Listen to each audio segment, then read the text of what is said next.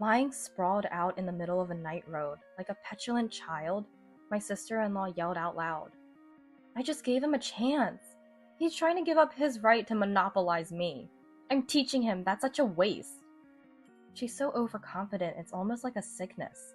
A sickness. I don't need that kind of right. Can't you see that John is rejecting this right of yours? It's pitiful, really sad. Your misery is laughable. Are you still going to expose it here? Aren't you embarrassed? After being harshly scolded by me, sister-in-law finally stood up and lunged at me. Not smart at all. No way she could win. I'm Sarah, 32 years old and single. I work at a hotel. My job is as important to me as a lover in my life. My father has passed away, and I live with my mother at our family home. My younger brother, 2 years my junior, married his classmate at 20 and now lives in another state. Our family's long-standing problem is his wife, named Rebecca. She's, well, a free spirit. That hasn't changed since she first came to our home. I'll never forget the words she uttered at our first meeting. I'm marrying John. Oh, there are sweets! But I really like those big cream puffs they sell at the convenience store right now. I don't want these, so please go buy me some cream puffs. My parents were dumbstruck. So was I. Oh, brother, why did you fall for her? Rebecca is flashy in appearance, with dyed hair and eyelash extensions, not to mention her flashy nails. But considering her awful personality, the flashy appearance seems like just an add-on. John, my brother, used to say, I find her whimsical nature cute. But I think it's too much. Really, why did he fall for her? I couldn't help but harbor such doubts. Following that, her behavior during the wedding and house hunting was just a series of whims.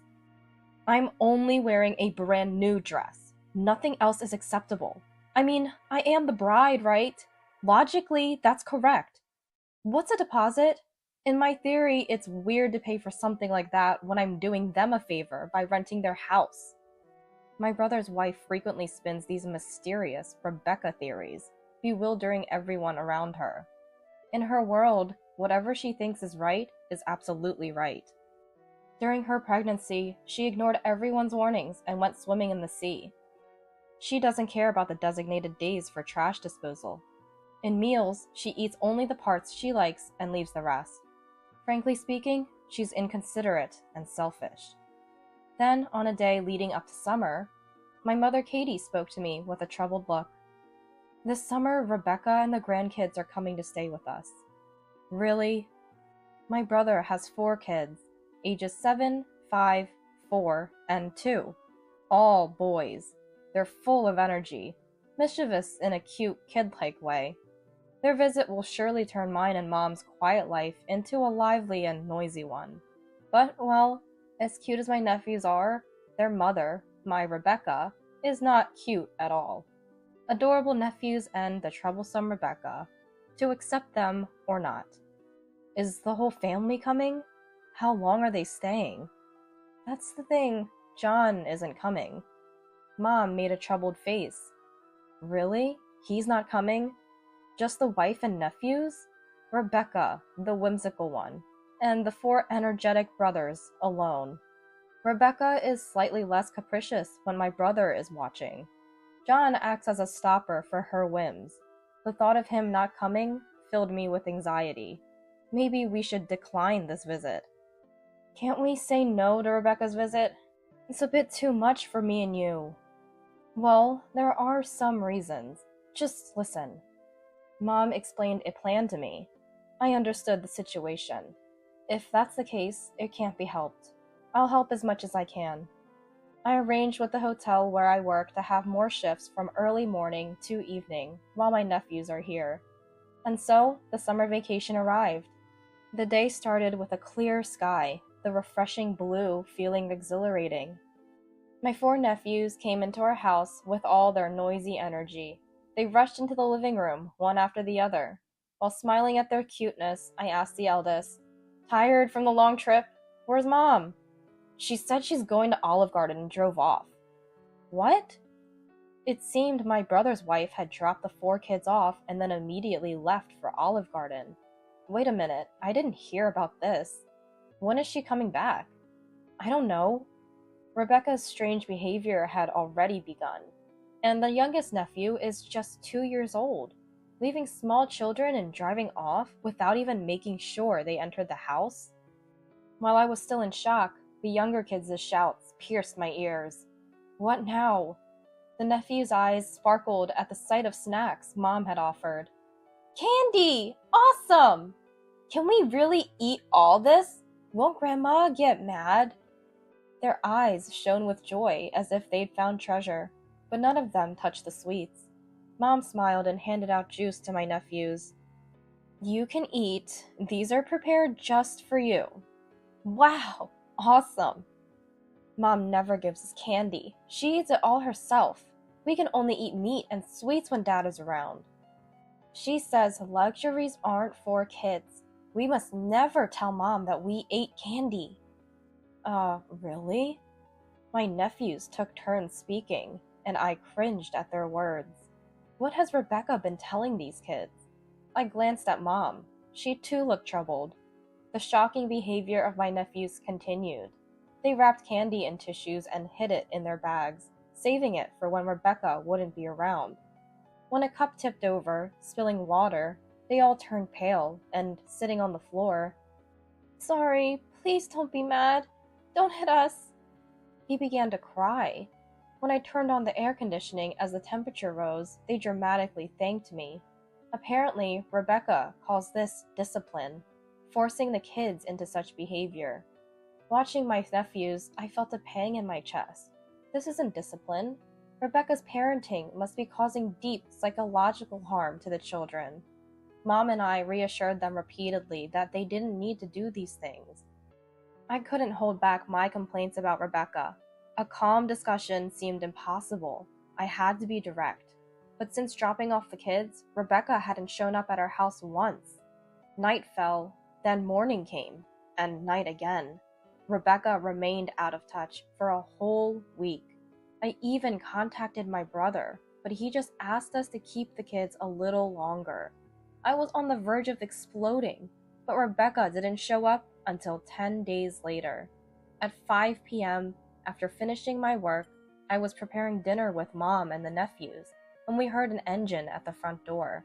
Loud car stereo music echoed into the house.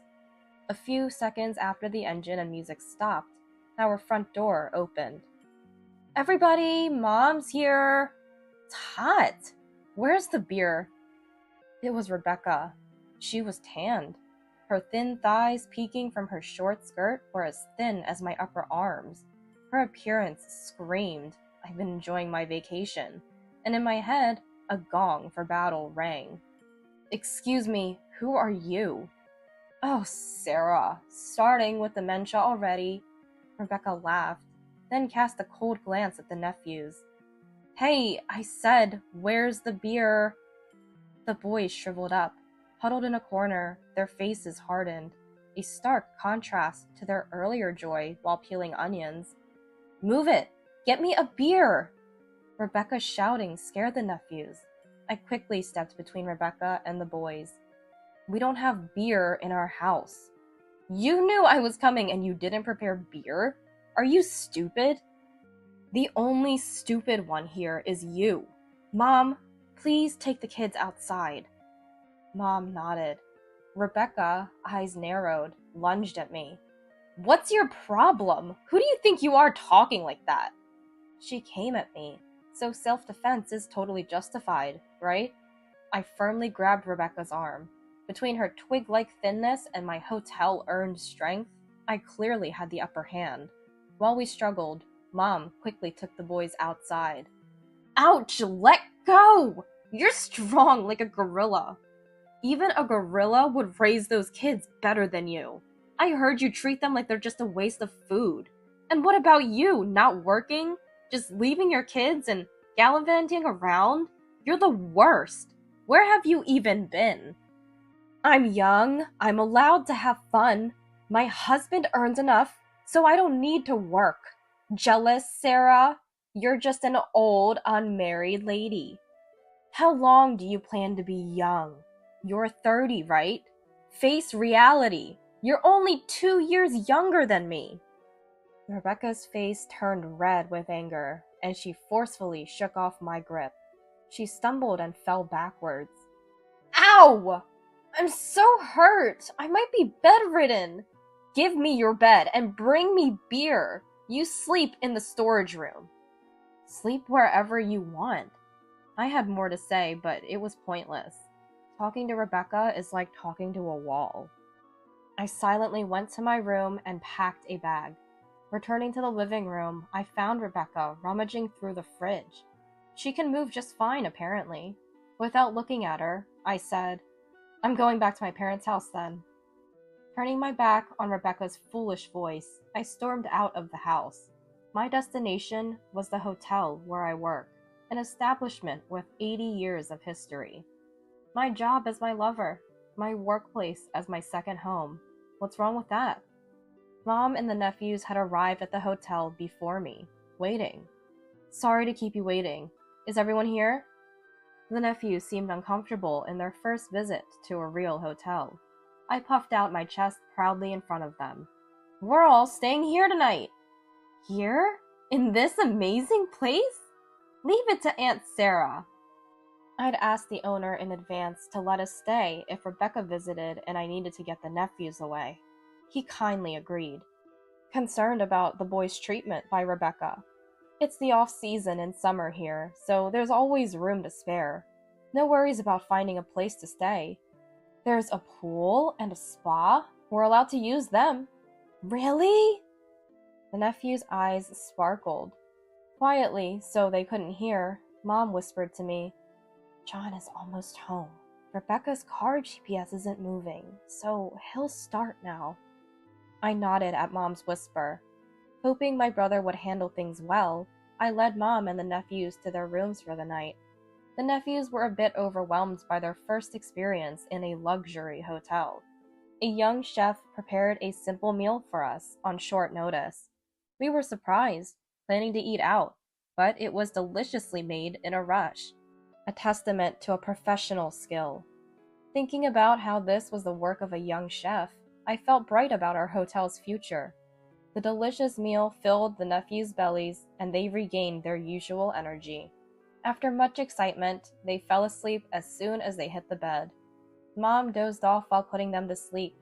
I stepped out alone for a drink from the vending machine. I checked my mobile phone, wondering about John and Rebecca. And just then, John called. Perfect timing.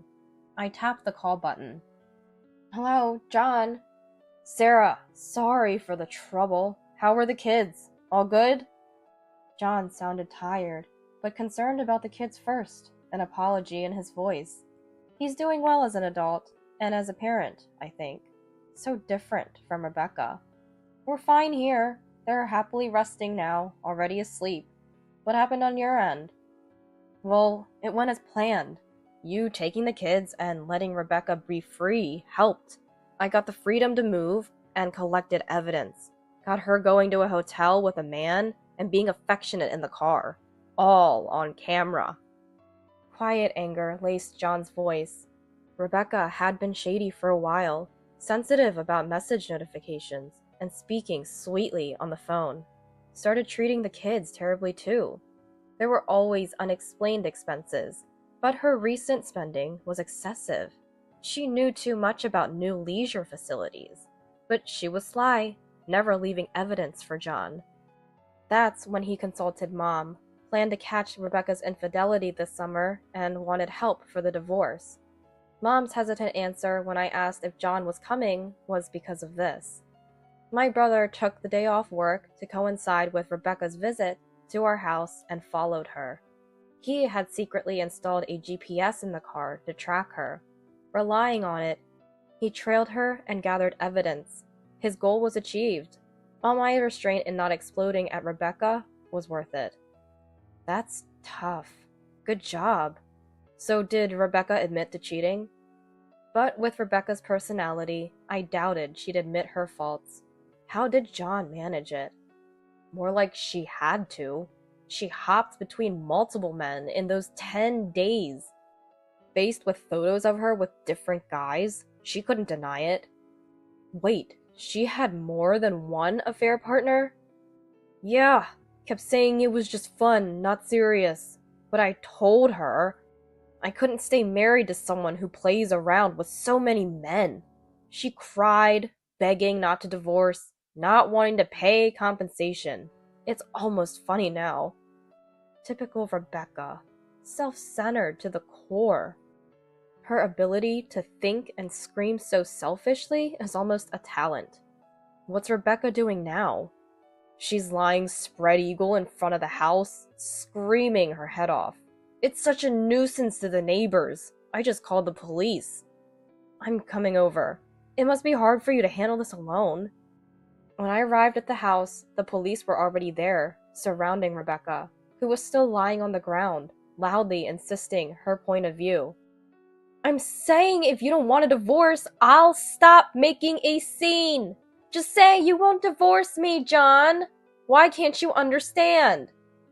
After leaving your kids for 10 days to hop between men, you have no right to act so high and mighty. No! Please stop yelling. It's late at night. Rebecca, sprawled and throwing a tantrum, was a sorry sight. John and the officers were at a loss. Married women, get more attention! Men, flock to me!